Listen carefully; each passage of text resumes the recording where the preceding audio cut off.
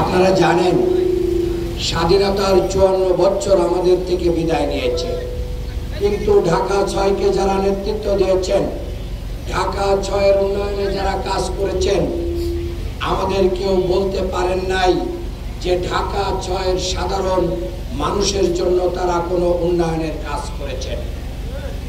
আমরা দেখেছি বিগত সময়গুলোতে যারা এই স্বাধীনতা উত্তর সময়গুলো থেকে এই পর্যন্ত যারা সংসদ সদস্য হয়েছেন, তারা নিজেদের বাড়ি গুছিয়েছেন, গাড়ি গুছিয়েছেন, বিদেশে বেগমপাড়া তৈরি করেছেন, কিন্তু ঢাকা ৬-এর মানুষের উন্নয়ন করতে ব্যর্থ হয়েছেন।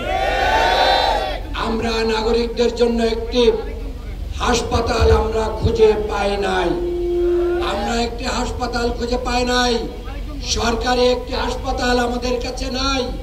এটা দুর্ভাগ্যজনক। আমরা প্রায় ৩০ লক্ষ লোক এই ঢাকা ৬-এ আমরা বাস করি, কিন্তু একটি সরকারি হাসপাতাল আমাদের জন্য নাই। দ্বিতীয় একটি কথা, আমাদের সবচেয়ে প্রাণ এই বুড়িগঙ্গা। আপনারা জানেন লন্ডন টেমস নদীর তীরে অবস্থিত। সেই টেমস নদী সারা বিশ্ব থেকে আজকে পর্যটকরা সেই টেমস নদীতে যায়।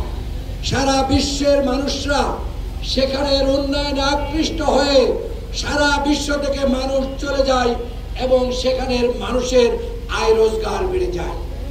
আমরা দ্ব্যর্থহীন কণ্ঠে ঘোষণা করতে চাই, বাংলাদেশ জামাত ইসলামী দাঁড়িপাল্লায় সিল দিলে, আপনারা যদি দাঁড়িপাল্লাকে নির্বাচিত করেন, তাহলে আমরা লন্ডনের টেমস নদীর মতো করে যেরকম লন্ডন উন্নত হয়েছে, ঢাকা ৬কে বুড়িগঙ্গা দখল মুক্ত এবং দূষণ মুক্তর মাধ্যম দিয়ে আমরা ঢাকা ৬-এর উন্নয়ন নিশ্চিত করব ইনশাআল্লাহ।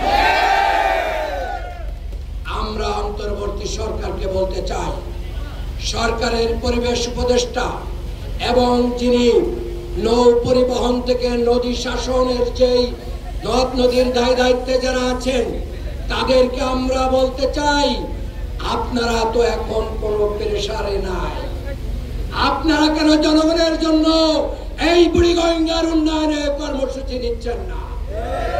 আমরা জানতে চাই বাধাটা কোথায়। আমরা যারা বুড়িগঙ্গাকে দখল করে আছেন, তাদেরকে বলতে চাই, আপনারা দখল ছেড়ে দেন। বুড়িগঙ্গা না বাঁচালে, বুড়িগঙ্গাকে যদি আমরা বাঁচাতে না পারি, আমরা ঢাকাকে বাঁচাতে পারবো না। বুড়িগঙ্গা না বাঁচলে আমাদের ব্যবসা বাঁচবে না। বুড়িগঙ্গা না বাঁচলে আমরা এই দূষণের ভিতর থেকে আমরা মানবিক বিপর্যয়ে চলে যাব।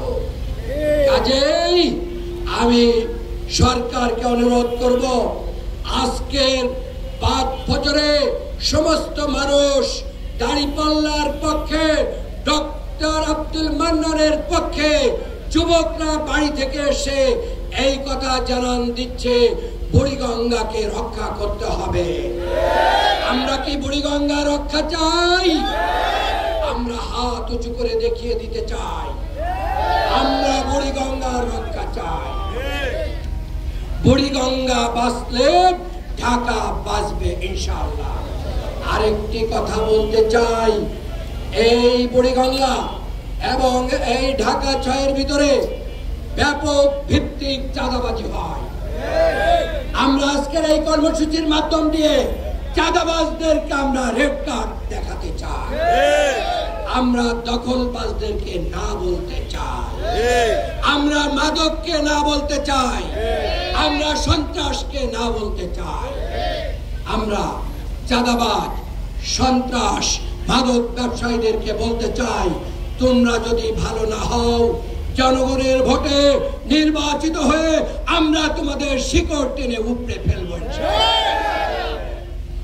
আর আজকের এই মানববন্ধন থেকে আমি সরকারের কাছে দাবি জানাচ্ছি, অবিলম্বে জুলাই সনদের আইনি ব্যবস্থা করতে হবে। আগামী নভেম্বরের ভিতরেই আমাদেরকে গণভোটের মাধ্যম দিয়ে এটাকে আইনি ভিত্তি দিতে হবে।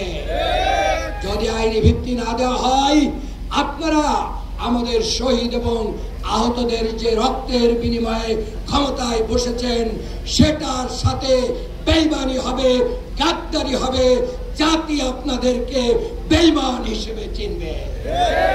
কাজেই আমরা ঐক্যমত্য কমিশনের এই ঘোষণাকে স্বাগত জানাই এবং বাংলাদেশের মাটি ও মানুষের জন্য এটার আইনি ভিত্তি চাই। আরেকটি কথা বলতে চাই, আমাদের এখানের অনেক থানার প্রশাসন যোগ সাজস করে ব্যবসায়ী, দখলবাজ, চাঁদাবাজ এবং মাদক ব্যবসায়ীদের সাথে যোগ সাজস হয়ে একাকার হয়ে কাজ করছেন।